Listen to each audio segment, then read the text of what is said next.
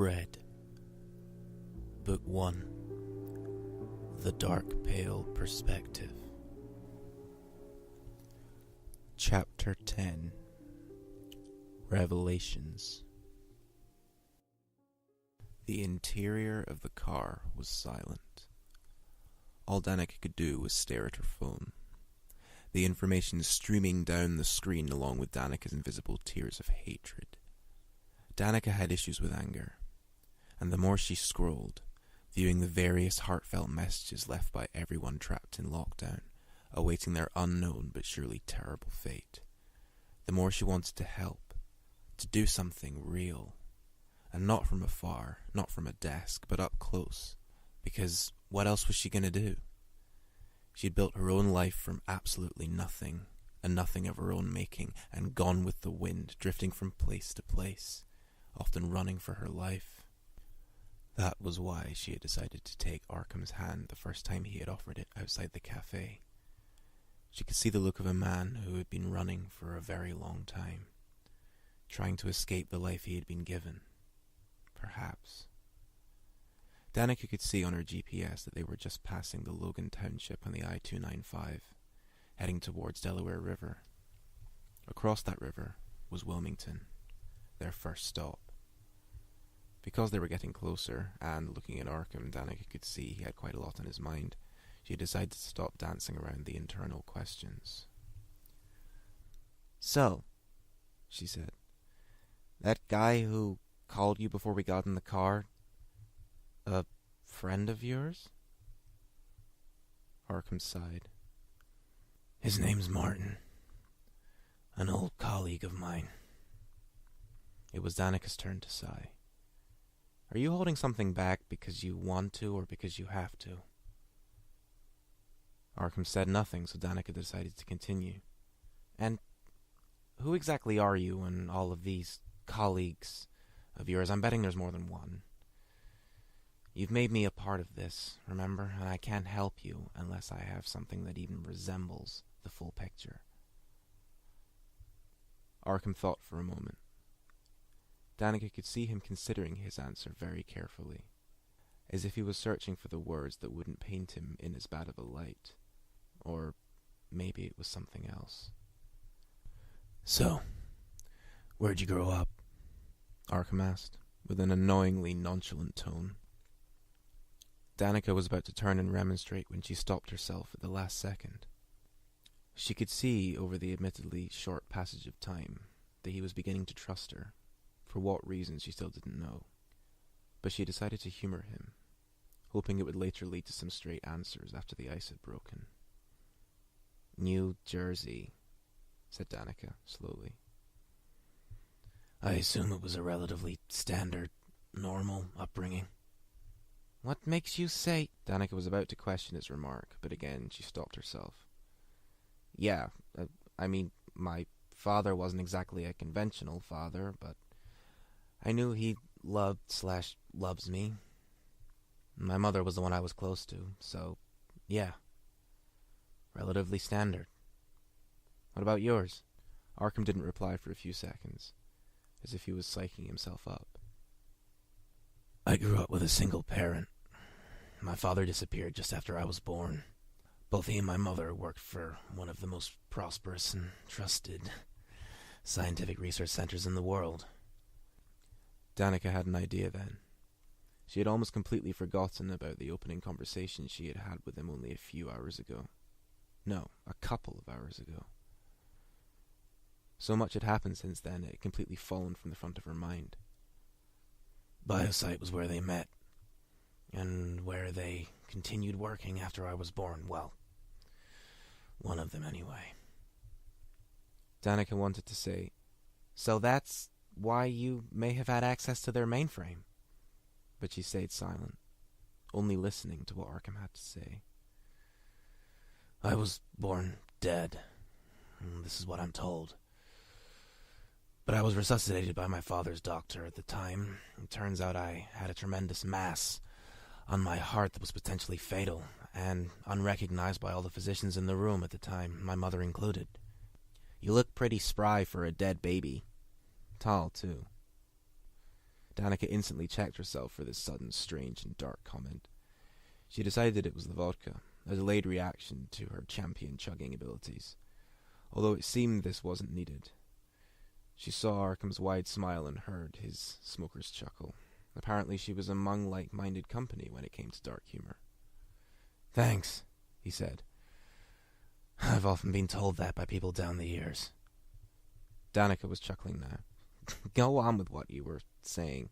She lit a cigarette now, something she did when she was held in a conversation that held importance to her and to the people she was with. "The mass on my heart was unlike anything the doctors around had ever seen before. They had it on a scanner, taking constant pictures of it from all angles, while I was in some kind of special incubator my mother and her team had helped design a few years earlier. The only thing keeping me alive.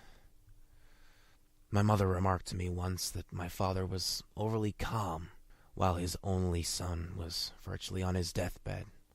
I remembered her saying that that was the moment she started to grow suspicious." Danica frowned. "Suspicious? Intense anger would be what I would be feeling. Suspicious of what? Potential soullessness?" "No," said Arkham, after a slight pause. "Suspicious of potential involvement in my condition." "Involvement?" "Nor my father's or my mother's family had any history of heart failure of any kind, no cancer, nothing. Let alone instant heart failure due to a massive birth. Couldn't it have just been by chance? I mean, not all heart failure has to be hereditary." "Not according to the doctor that had resuscitated me. He was around 50 years old, and seemed to remember seeing something like this in the early stages of development a few years back." "On another patient?" Danica asked, leaning forward. Arkham didn't say anything.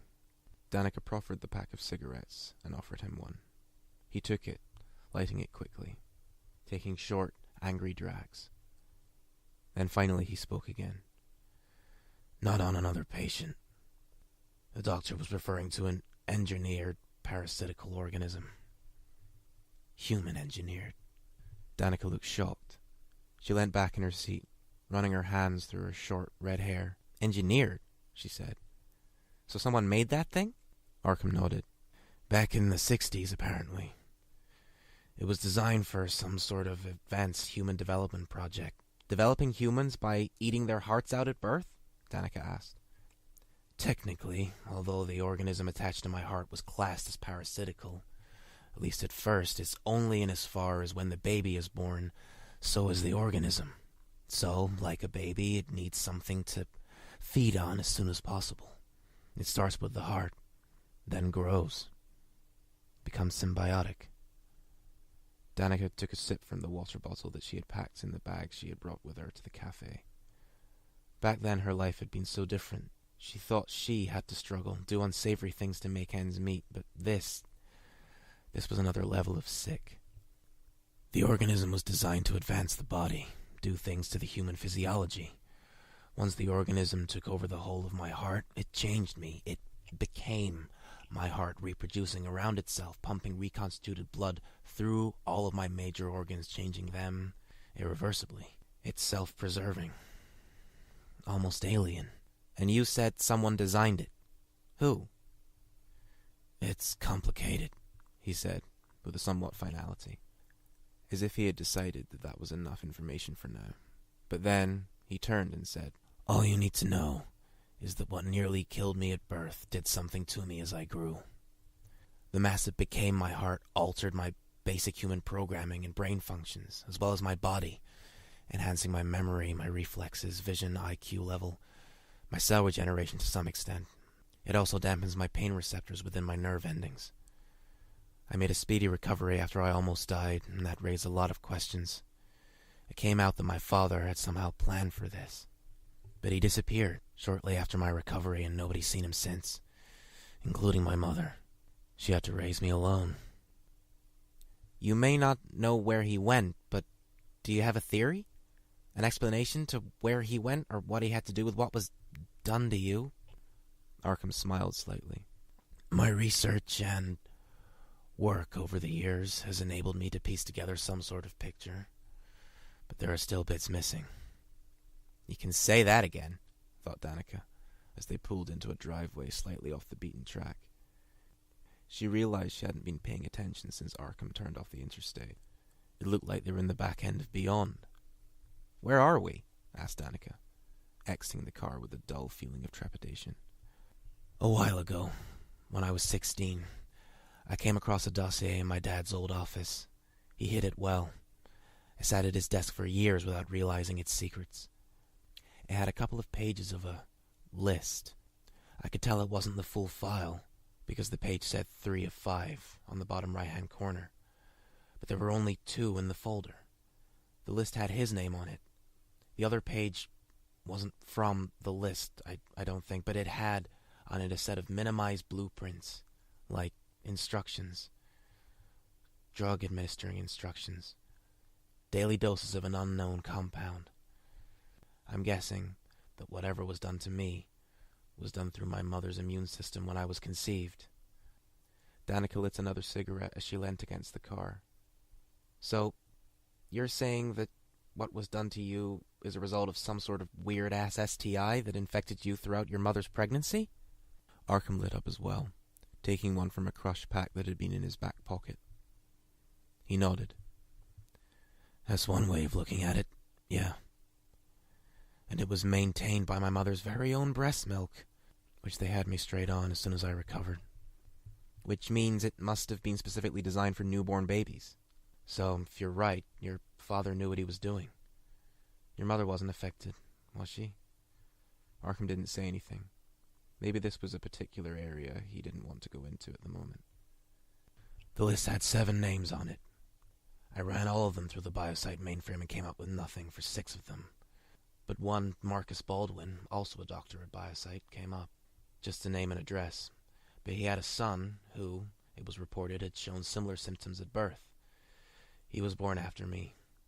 And he also used my mother's invention to recover. As it turns out, we all did. I met him a couple of years after I found the list. Not by choice on any of our parts. That was a long time ago now." "Not really. Only a few years, if you found the list when you were 16 and you met him 2 years later," Danica said. "You're only 23. "It's complicated," said Arkham, with a one-sided, upturned smile. "You're just about to find out how complicated." He pointed at a building in the gloom about 20 meters away. "Because that is where Martin Baldwin lives. I need him to help me/us with a number of things, but I need him to help me out with the explaining part. 2 people make it twice as fast."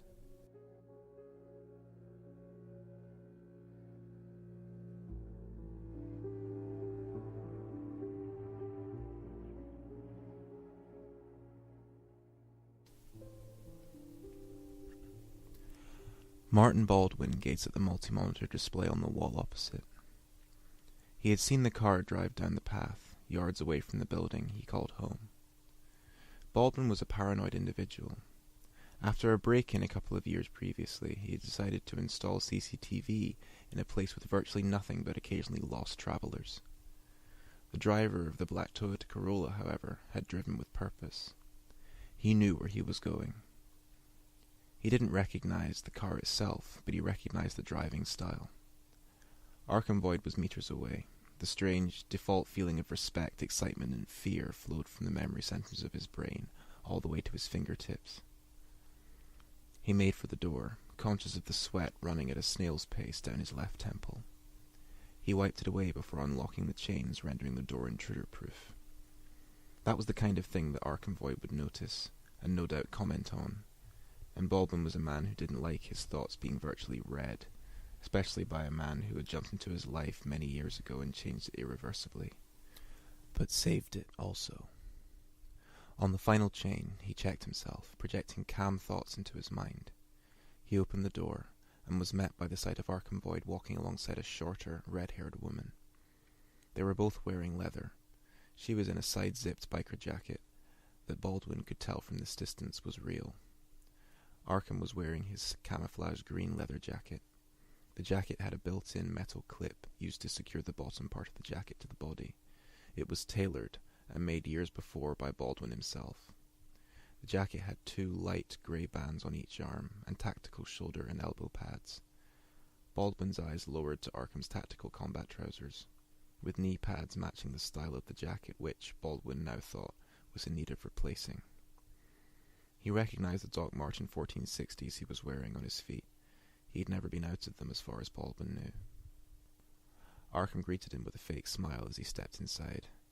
The first thing Arkham did was look at the intruder-proof door, the most recent installation of Baldwin's gallery of paranoia. "I count 17 bolts on that door, Martin. Not been taking your pills?" This remark and similar ones was something Baldwin was used to upon greeting. What he had not yet become used to, and hoped he never would, for it was his tiny spark of compassion that made him almost still human, was the feeling of dread whenever he laid his eyes on Arkham's new companion, the feeling that echoed the words, "Casualty of war."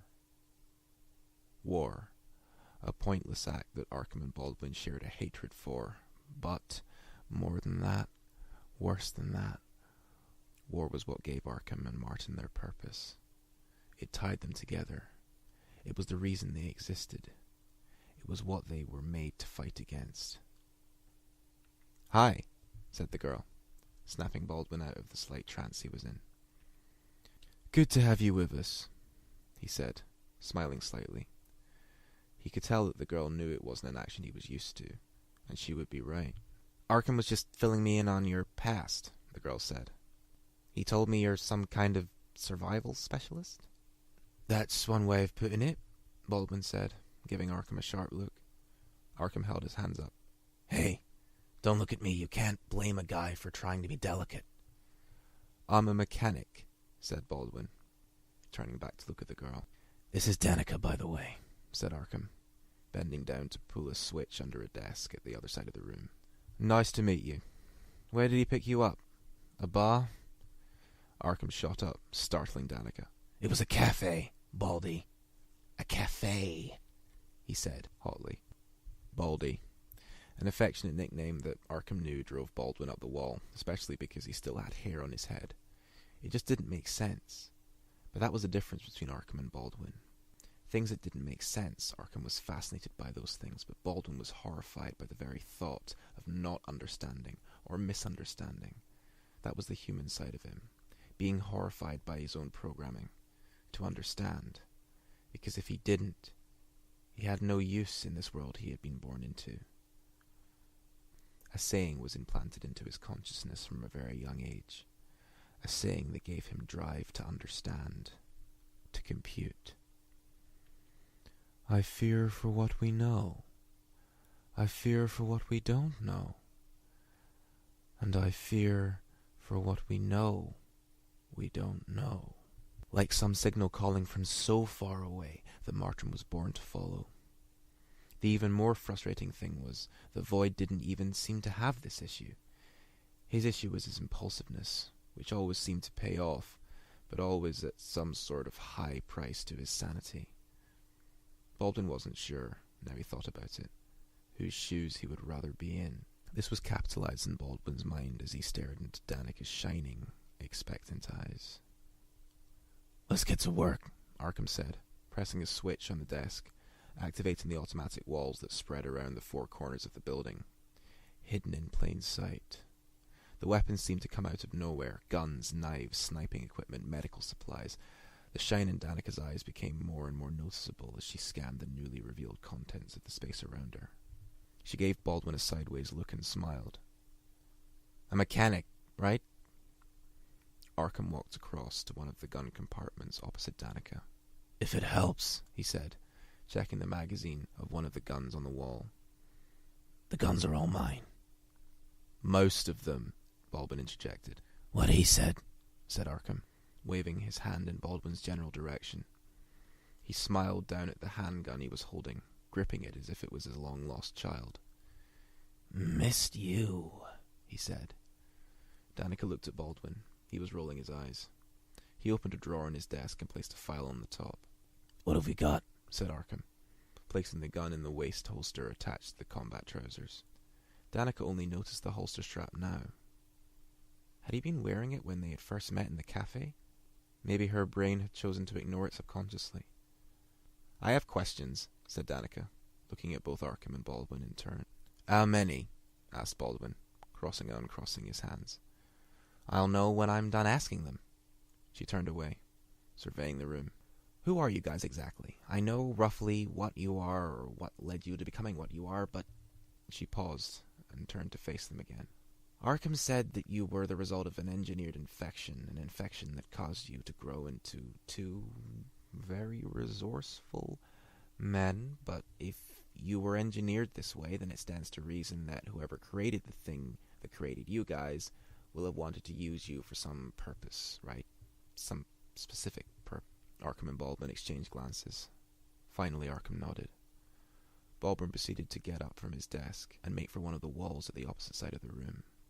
This, from where Danica was standing, didn't look like it contained anything of importance, but upon Baldwin pulling a lever underneath where the cabinet met the brick wall, it made a metallic wail as it lowered to the ground.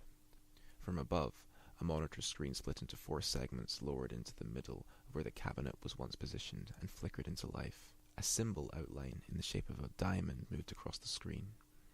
In the middle, a V-shape spread across the diamond-shaped outline, with a slash pointing straight down the middle of the V-shape itself. It reminded Danica of one of her favorite graphic novels, V for Vendetta. V, an incredibly romantic and resourceful vigilante raging against the laws put in place by a fascist government with his accomplice, Evie Hammond. The grin of V's Foxian stare flashed through Danica's mind. The V-shape on the screen was replaced by a picture of an unattractive man in his mid to late 50s, maybe early 60s. Arkham pointed his finger at the screen. "That is the man we need to talk to." "Why?" asked Danica. Arkham turned to look at her.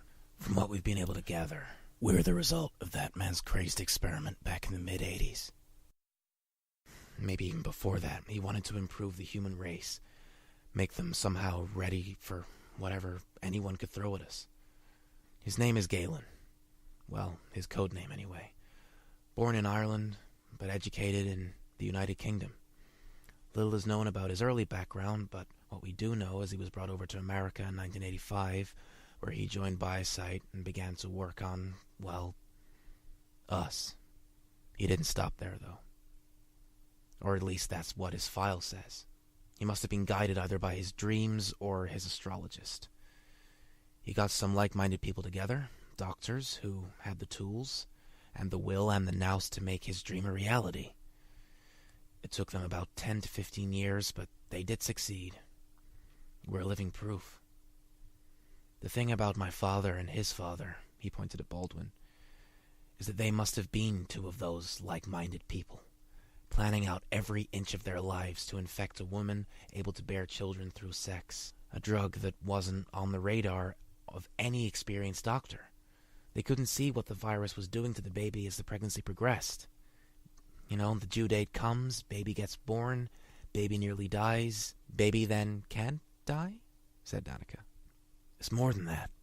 The birthing process wouldn't have been successful if my mother hadn't developed that incubator. That was the only thing capable of stabilizing my condition. Our conditions during the heart growth process. But once the organism on my heart was strong enough to start self-sustaining, my body started to change. Our body started to change. It affected my heart, which affected my blood, pumping that reconstituted blood all around my body, as I said, reprogramming my other internal organs, my genetic makeup. I don't even know what shape my organs are, whether they even look like organs. But the process was so seamless after I was removed from the incubator. Like all the virus needed was some sort of respite before changing me irreversibly as I grew older. As we grew older." Danica nodded.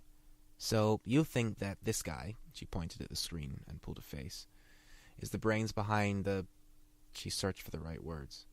"The thing that created you two and others like you." Arkham nodded.